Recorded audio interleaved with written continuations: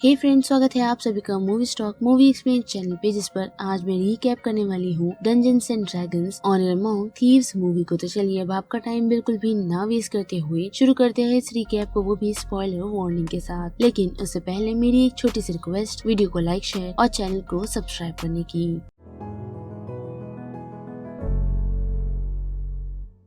Film की शुरुआत हमें एक प्रिजन से दिखाई जाती है, जहां एक प्रिजनर को प्रिजन में डाला जा रहा है। लेकिन उस प्रिजनर को अपने सेल में कोई लड़की नहीं चाहिए, जो और कोई नहीं बल्कि होल्गा है। और उसी के साथ हम एडगिन को भी देख सकते हैं, जो शख्स को वार्न करता है कि उसे बिल्कुल भी ना छेड़े। पर वो शख्स उसकी ना सुनते हुए होल्गा को परेशान करता है, यही कहते हुए कि उसे वो बिल्कुल पसंद नहीं आई, जिस कारण होल्गा उस शख्स को बेहोश करती है। और साथ ही हम देख पाते हैं कि एडगिन और होल्गा कल यहाँ से भागने की प्लानिंग कर रहे हैं। और दूसरे दिन हम देख पाते हैं कि होल्गा और एडगिन की सुनवाई है, जिस सुनवाई के दौरान हमें एडगिन और होल्गा के पास्ट के बारे में बताया जाता है कि वो लोग किस तरह इस सिचुएशन में फंसे हुए हैं, जिसकी शुरुआत हमें एडगिन के पास्ट से दिखाई जाती है, जो पास्ट लाइफ में अपनी वाइफ और बच्ची के साथ काफी खुश था। लेकिन जो काम वो करता था उस कारण उसने अपने काफी सारे दुश्मन बना लिए थे, जिस कारण उन लोगों ने एडगिन से बदला निकालने के चक्कर में उसकी वाइफ को मार दिया।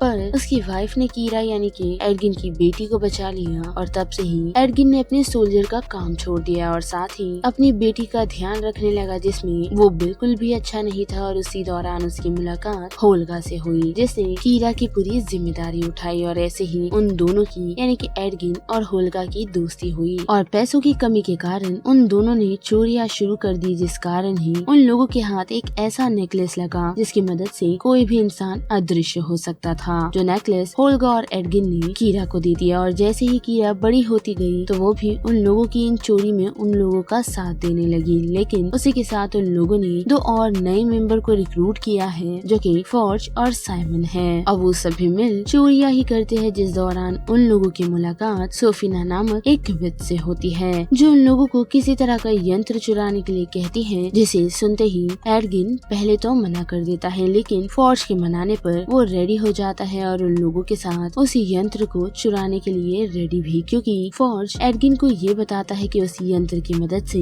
वो किसी को भी जिंदा कर सकता है, जिस कारण एडगिन यही सोच बैठता है कि वो उसकी मदद से अपनी वाइफ को जिंदा करेगा। और इसी कारण से अब वो उस यंत्र को चुराने के लिए रेडी है। जिसके बाद सभी लोग सोफिना की बताई हुई जगह पर पहुँचते हैं, जहाँ उन लोगों के हाथ वो यंत्र तो लगता है, लेकिन साथ ही हम देख पाते हैं कि सोफिना एक रेड हॉर्न को वहाँ से चुरा लेती है। लेकिन वो सभी लोग वहाँ से निकल नहीं पाते, क्योंकि काफी सारे गार्ड्स वहाँ आ पहुँचते हैं, जिन्हें रोकने के लिए सोफिना अपनी पावर्स को इस्तेमाल करती है, जिस पावर के कारण वहाँ मौजूदा सभी लोग फ्रीज हो जाते हैं। पर वक्त रहते वहाँ से साइमन और फॉर्ज निकलने में कामयाब होते हैं, जिनमें से फॉर्ज को एडगिन ने उसी यंत्र को दे दिया है ताकि वो उसी यंत्र और कीरा को सेफ रख सके। और इन्हीं कारणों से होल्गा और एडगिन को जेल हुई है। और ये सारी बातें बताते ही एडगिन की नजर एक और काउंसलर पर पड़ती है, जो काउंसिल मीटिंग में लीड पहुंचा है, जो एक बर्ड जैसा दिखने वाला शख्स है, जिस पर होल्गा और एडगिन अटैक करते हुए उस काउंसिल मीटिंग की खिड़की से भागने का डिसाइड करते हैं, जिसमें वो लोग कामयाब तो हुए हैं। लेकिन उसी के साथ हमें पता चलता है कि उन्हें भागने की कोई जरूरत थी ही नहीं, क्योंकि जूरी मेंबर ने उन लोगों को ऑलरेडी रिहाई देने का डिसाइड किया था।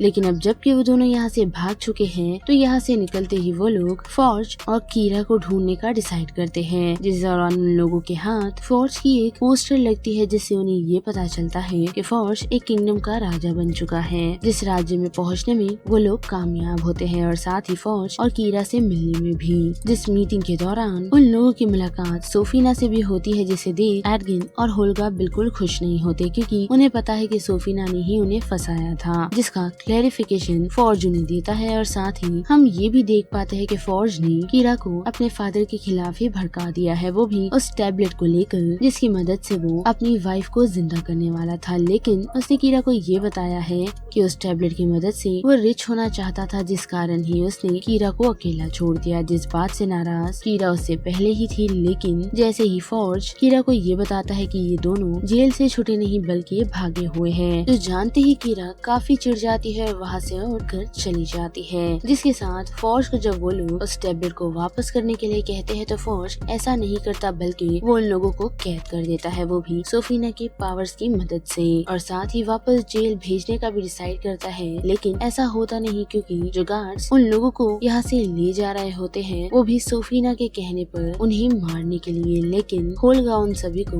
मारने में और उन लोगों से बचने में वो लोग कामयाब होते हैं। जिसके बाद यहाँ से निकल वो लोग सीधा साइमन के पास जाने का डिसाइड करते हैं, ताकि कीरा के सामने वो लोग एडगिन का सच ला सके। और उसी के साथ हम साइमन को भी देख पाते हैं, जो अपने मैजिक में अभी तक माहिर नहीं हुआ, लेकिन वो वहाँ बैठे ऑडियंस को बेवकूफ बनाने में थोड़ा बहुत कामयाब तो होता है। पर एडगिन और होल्गा को देख वो अपने पावर से कंट्रोल खो देता है, जिस कारण सभी लोगों को ये पता चल जाता है कि साइमन उन लोगों को बेवकूफ बनाते हुए उनके सामानों को चुरा रहा था, जिससे वो सभी उसके पीछे लग जाते हैं। और हम देख भी पाते हैं कि उन लोगों से बचकर साइमन होल्गा और एडगिन के साथ वहाँ से बचते हुए निकल जाता है। जिसके बाद एडगिन और होल्गा उसे अपना प्लान बताते हैं, तो सुनते ही साइमन उन लोगों का साथ देने को तैयार है, और साथ ही एक और टीम मेंबर से वो उन लोगों को मिलाने के लिए ले जाता है, जिसका नाम डोरिक है, और उसे हम एक शेप शिफ्टर भी कह सकते हैं, या फिर आउल बेयर भी, जो वहाँ एक लड़की को बचा रही है। और जैसे ही उसकी मुलाकात साइमन और बाकी सभी से होती है, तो उनका प्लान जान वो उन लोगों का साथ देने को सिर्फ इसीलिए तैयार है क्योंकि फॉर्ज की आर्मी उन लोगों को खत्म कर रही है। जिसके बाद ये सीन सीधा सोफीना की तरफ बढ़ता है, और हम देख पाते हैं कि सोफीना किसी से बात कर रही है, जिससे हमें ये समझ आता है कि उसने फॉर्ज को बेवकूफ बनाया है, क्योंकि उसका एक्चुअल प्लान कुछ और ही है, जिस बारे में फॉर्ज को जरा भी भनक नहीं। लेकिन उसे इंटरप्ट करते हुए फिर से फॉर्ज पहुंचता है, और हमें पता चलता है कि फॉर्ज के किंगडम में एक गेम रखा गया है, जिसमें काफी सारे रिवॉर्ड्स भी है, और उस रिवॉर्ड को यानी कि उस खजाने को काफी सेफली फॉर्ज ने सोफीना की मदद से उसी के किंगडम में रखा हुआ है, जो खजाने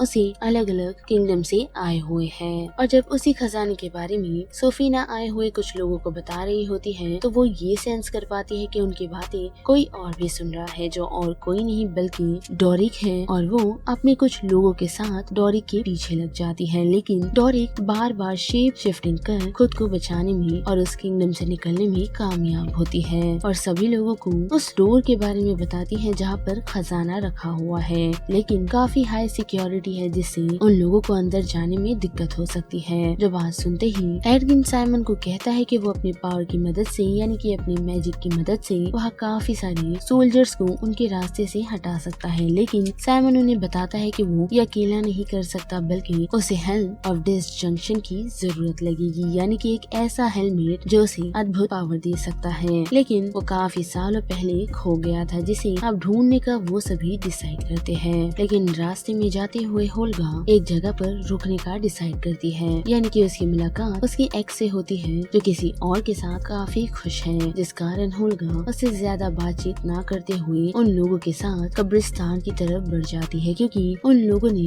यानी कि होल्गा ने ये सुना था कि एक जंग में उस हेलमेट को देखा गया था। और कब्रिस्तान पहुंचते ही साइमन उन लोगों को बताता है कि किसी भी मुर्दे को उठाने पर वो उन लोगों से सिर्फ 5 सवाल पूछ सकता है, और काफी सारे लोगों से बातचीत करने के बाद उन लोगों को एक शख्स से यानी कि एक डेड से ये पता चलता है कि ज़ेंक येंडर नामक एक शख्स ने उससे वो हेलमेट ले लिया था, यही कहते हुए कि वो उस हेलमेट को सुरक्षित रखेगा। जो नाम सुनते ही एडगिन उन लोगों को कहता है कि ऐसा कोई शख्स है ही नहीं, लेकिन होल्गा को ज़ेंक के बारे में पता है और बाकी और लोगों के भी, जिस कारण वो लोग ज़ेंक के पास जाने का डिसाइड करते हैं, जिससे मिलने पर उन लोगों को पता चलता है कि ज़ेंक एक काफी अच्छा इंसान है, लेकिन साथ ही उससे उन लोगों को ये भी पता चलता है कि बचपन में सोफीना जैसे विचेस ने उसके पूरे गांव को अपने मैजिक की मदद से कैप्चर कर लिया था, जिससे बचने में सिर्फ ज़ेंक ही कामयाब हुआ, और मे भी फिर से सोफीना वैसा ही करने वाली है। जिसके बाद वो सभी मिल उस हेलमेट को लेने के लिए निकल पड़ते हैं, वो भी एक काफी खतरनाक जगह पर, जहाँ उन लोगों से कुछ बेवकूफियां भी होती है और साथ ही कुछ अच्छी चीजें भी। लेकिन जैसे ही उन लोगों के हाथ हेलमेट लगता है, तो वहाँ हम कुछ लोगों को देख सकते हैं जो उन लोगों का पीछा करते हुए उस गुफा तक पहुँच चुके थे, जिन्हें बड़ी ही आसानी से ज़ेंक खत्म कर देता है और हम देख पाते हैं कि वहाँ पर एक ड्रैगन भी है जो उन लोगों पर अब हमला कर चुका है, जिससे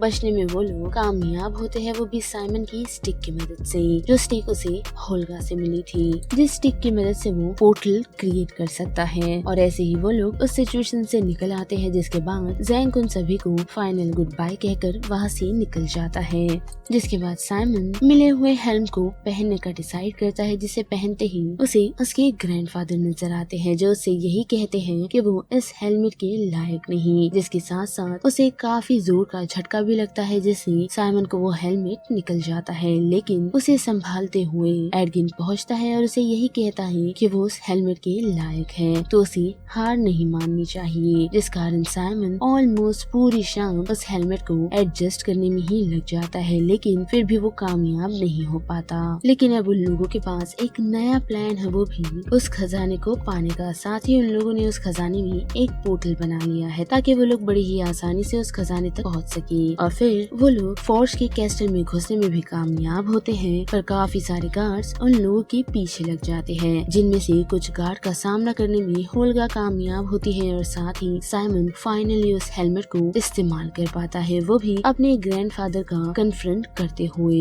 और जैसे ही वो सभी खजाने के पास पहुंचते हैं, और वही हम एडगिन को भी देख सकते हैं, जो खजाने के पास नहीं बल्कि अपनी बेटी के पास पहुंचा है, ताकि वो लोग उसे भी लेकर इस सिचुएशन से निकल सके। लेकिन ऐसा होता नहीं, क्योंकि कीरा के रूप में उसका सामना सोफीना से होता है, जो उसे कैद कर लेती है। और वही दूसरी तरफ भी होल्गा, साइमन और डोरिक भी पकड़े जाते हैं। जिसके बाद हम उन सभी को एक गेम में देख पाते हैं, जो कि एक मेज गेम है, जिनमें कुछ क्रिएचर्स भी है, जिससे उन लोगों को बचना है और इस मेज गेम को पार करना है। जिस पजल को वो लोग डोरिक की मदद से पार करने में कामयाब होते हैं, वो भी एक पोर्टल की मदद से, जो पोर्टल उन लोगों को सीधा उसी शिप में ले आता है, जिस शिप में सारे खजानों को लूट किया जा रहा है, क्योंकि फौज वहाँ मौजूदा सारे खजाने को लेकर यहाँ से निकलने वाला है। और ठीक हम देख भी पाते हैं कि फौज कीरा को लेकर उस सिचुएशन पर पहुँचता है, ताकि वो अपनी बोट और खजाना लेकर इस लोकेशन से बचता हुआ निकल जाए। और अब यहाँ से निकलने के लिए वो कीरा को इस्तेमाल करता है, ताकि एडगिन और बाकी सभी उसे वो शिप दे दे। लेकिन ऐसा होता नहीं और ओल्गा फौज को एक पेटाटो मार कीरा को लेकर उस शिप से निकल जाते हैं। लेकिन जाते हुए उन लोगों की नजर उस किंगडम पर पड़ी है, जहाँ हम देख पाते हैं कि सोफीना उसी रेड हॉर्न को लेकर एक स्पेल कर रही है, जिससे वो वहाँ मौजूदा हर एक शख्स पर अपना कंट्रोल बना पाएगी और साथ ही अपने लिए एक डेड आर्मी भी क्रिएट कर पाएगी, जिनकी मदद से वो धीरे धीरे पूरे वर्ल्ड को कैप्चर कर लेगी।